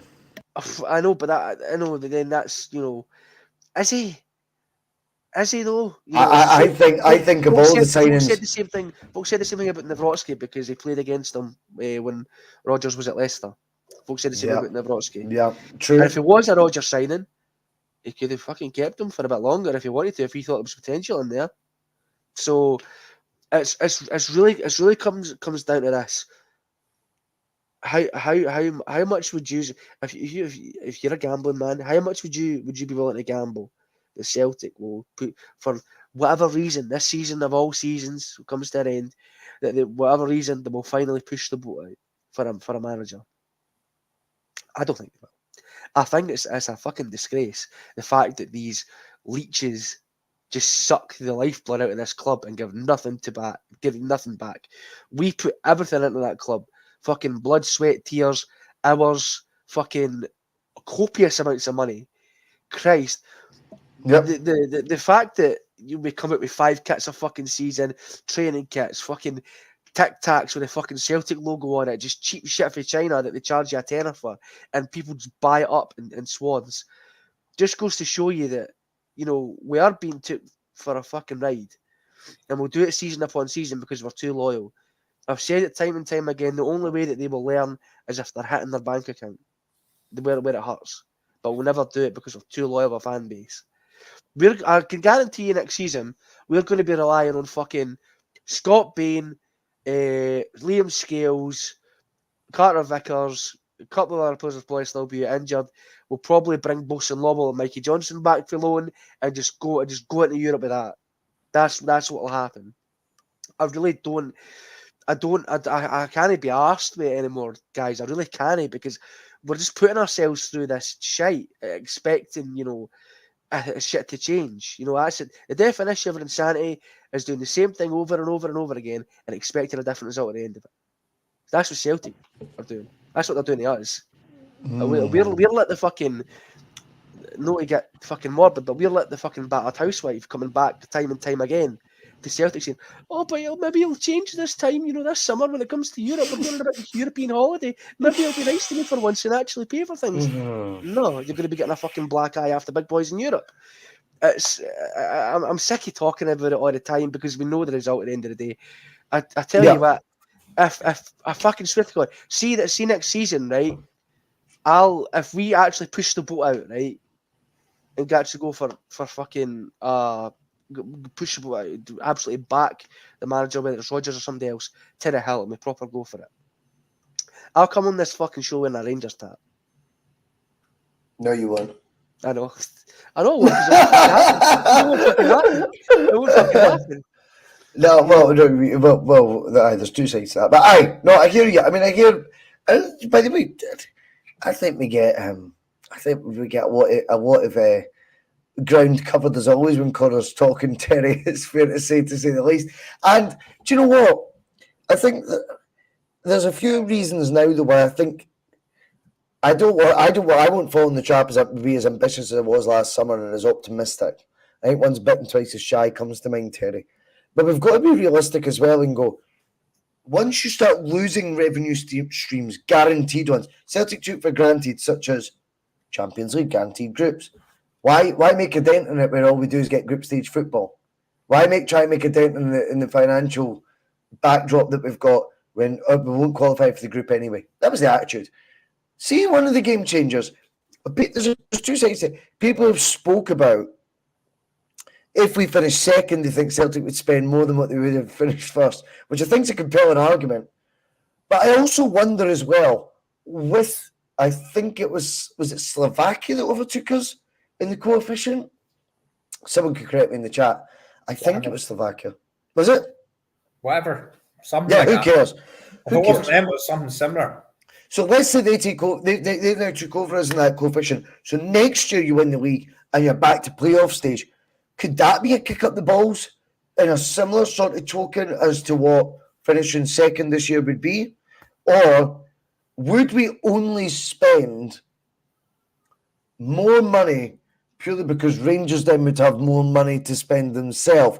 Whereas this way around, if we win the league, coefficient isn't guaranteed, but it doesn't mean Rangers have any more benefit. Celtic, therefore, won't panic about not qualifying for the Champions League, can resort to the Europa League budget thing again, and would probably only spend more, Terry, if Rangers were to qualify via the playoff route this summer for the Champions League again. Because I think second place still does have the opportunity via a very tricky three sort of round knockout tie sort of route to take. Say Rangers were to make it, would that then mean Celtic in that final couple of weeks might push the boat out a bit more? No.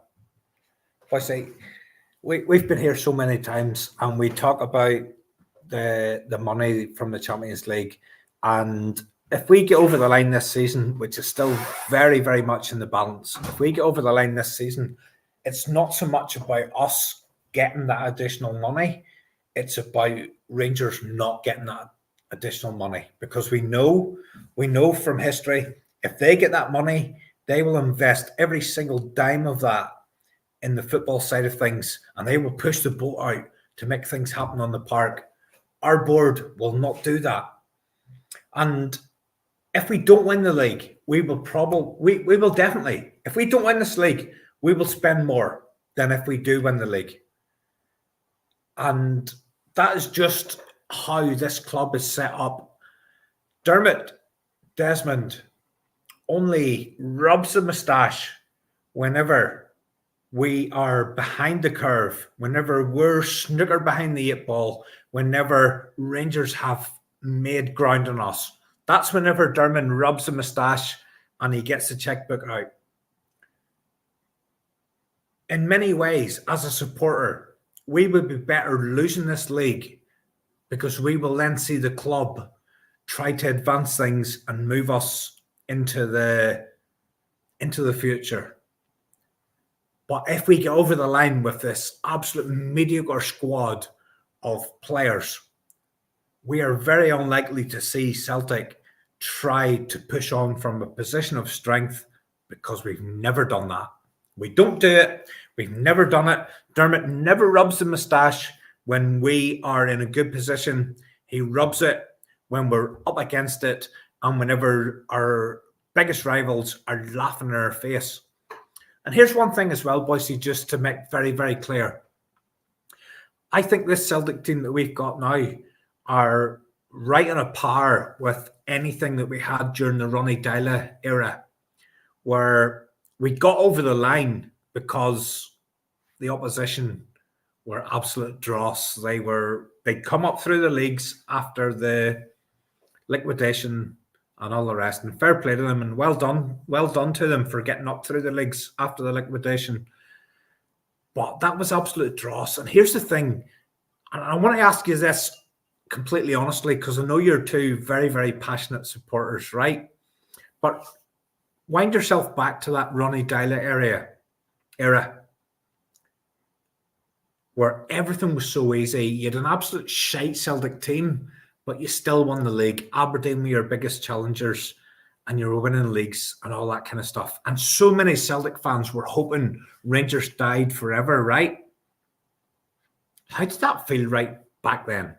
How does this feel now where you've got a shite Celtic team, an absolutely shite Celtic team, but from Sunday right through to the next weekend, you are on a knife edge looking forward to a match against Dundee. You're going to do a match against Dundee with your stomach doing fucking cartwheels because everything's so tight. It's so exciting. It's so fucking...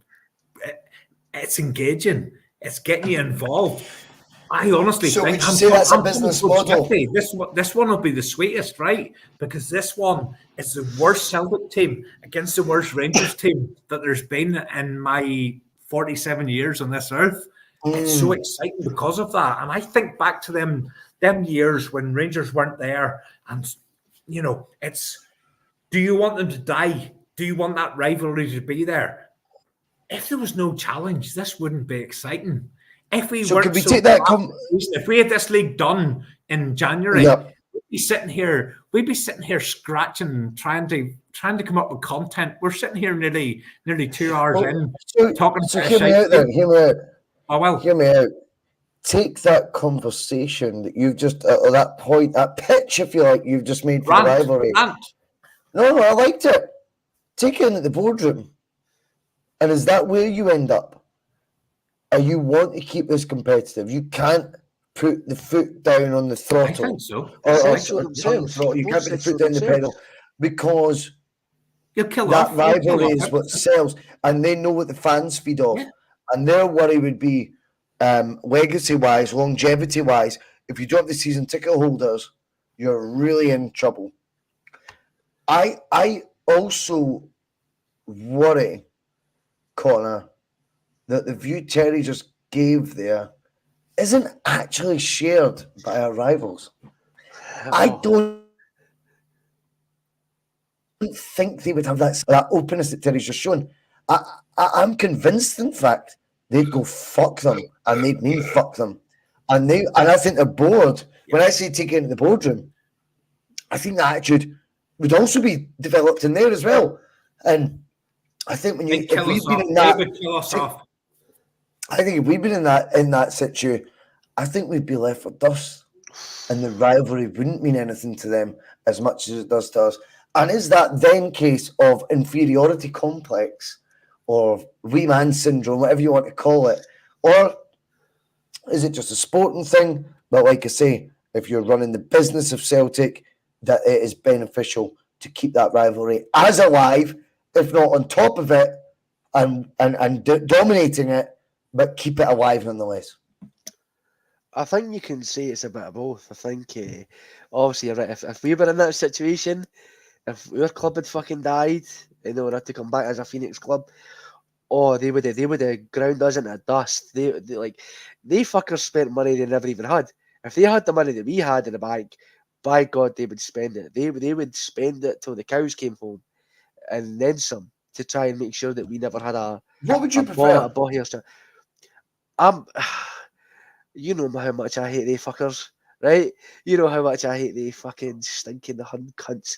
But do I get enjoyment for beating them in their own midden? Oh yeah. Do I love going into work and bamming all they fuckers up and support that team? Love it. Do I like going into Twitter and seeing the fucking meltdown that they have after we hand them another scudding? By God, I love it.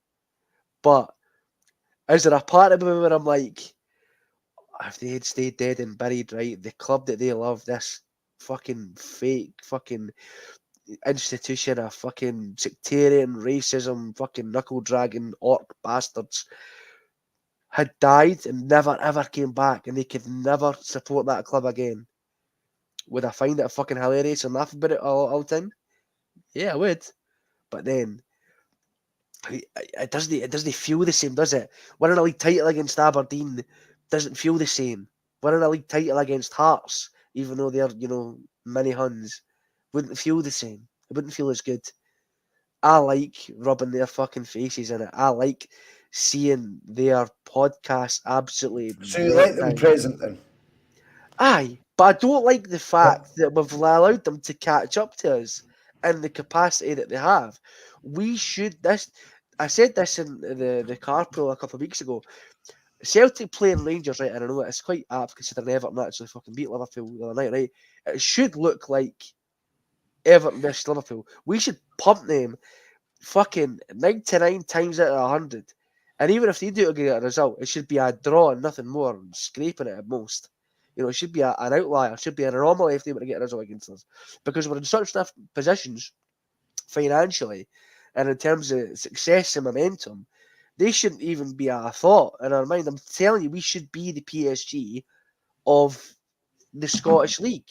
But, there'll be anomalies with that. So they lost the league a few years ago, didn't they? Yeah, but I was during the COVID season when that didn't count. Same as no, I get that. So that was the same year that Atletico Madrid won the league and stuff like that. And Liverpool won the league. Look at them. They've spent 10 years trying to win the fucking league. The only time they've won it under Klopp, as good a manager he is, who's having a bit of meltdown now, is during the COVID when cunts were dying of a disease and players couldn't go and socialise with each other, and that and there was no fans in stadiums, the pressure was off. Same thing, all the tiny wee clubs like Rangers won the league that year where they never really had a chance in hell. So it's a bit of an anomaly, and obviously it still goes in the history books despite the fact there's a huge fuck off asterisk next to it. It's still technically there. However, I'm excited about the fact, right, that despite the fact we have been pissed, right, we can overtake them. We can overtake this myth about them being the most successful football club in the world, and we can just do it in the next couple of years. We could have, obviously, if we'd won a treble this year, we'd have overtook their trophy haul, right? And in the next 2 years, if we win the league, 2 years after this, we'll reach that 55. Yes. We'll be the world's most successful football club. But then they'll say it's like fucking Al Nasser or what the fuck, that Egyptian club. That they'll just flip the script and say, no, you certainly it's actually that club for Egypt who's the most successful club in the world. No use. Because you can't win with these fuckers. They've always gone straight in the wings. But to just cap it off, I hate they fucking zombie cunts, but am I glad that we're here beating them all the time? Fuck yes, I am. Well, Terry, I know you didn't like the use of the word hun there, mate, so I could tell that you were disgusted with that, mate. The only thing I would say is I'd just like to distance myself a wee bit from So I know Connor's role in the whole bus is the car crash. The car crash. I don't set Rolls in the bus, by the way. No, Just to be clear. Let's be clear about this, right? See, 90% of the Rangers support are the exact same as us, right? They're just honest guys that support their club, love their football club, they're staunch, it's in their blood, and all that kind of stuff. And there's another 10% that are just all that rest. But I prefer to focus on Celtic rather than stick the bit into. I have to say I'm the same. My best pals are Rangers fans, unfortunately. So what I've said earlier is we've got two absolutely shite teams here at the minute. Going back over the last 20, 30 years, these are the two worst teams from Celtic and Rangers that there's been at any stage in the last 30 years. And I said it earlier, it's like two drunks. It's like me and another drunk on a Rangers podcast. I haven't seen anybody that's as good a drunk as me, but it's which one of the two drunks is going to stay standing. And I'll tell you, if there's a Rangers podcaster that can do drunk better than me, I have yet to see him. Just bring it. I mean, yeah, I get it. I mean, I think the rivalry, a lot of the stuff that gets said is all tongue in cheek. Do you know what I mean? Nobody wants. I know. We're all actually a big Terry. Come on, love our clubs. Do you know what I mean? It's the same on both sides. It's the same. Oh, it is. I think it definitely is. It definitely is. And maybe a crossover pod wouldn't be the worst idea. Here, Bhoycie, look at this. What about a wee pre-season? You're out there. You know the contacts. What about a wee pre-season, like just a quiz or something, a Celtic Rangers quiz during the summer? Try and get a Rangers pod. One of the Rangers pods, that'd be good. Yeah, I can certainly try that, mate. I can certainly try that. We could try something like that. Why not? I'd be up for that. As long as it'll be fine as long as we win. I was going to say. Let's leave it there. Right, really, 151. Thanks to everyone who's been watching. There's been over 250 for almost the whole show tonight. I can't thank enough. Connor, well done stepping into the fire and joining me and Terry on P.M.P. Whilst me and him just get progressively drunk as the show goes on. I'm away for a fucking lie down. You've done well, mate. You've done well. Everyone in the chat, hope for a good day. We are one cup final closer. If every game is a cup final, one cup final closer. Today, as you said rightfully, Terry, has been a positive day. Yes. There's less games for Celtic to fuck up than there was before. Keep your eyes on the prize. Celtic are still top of the league. See you later.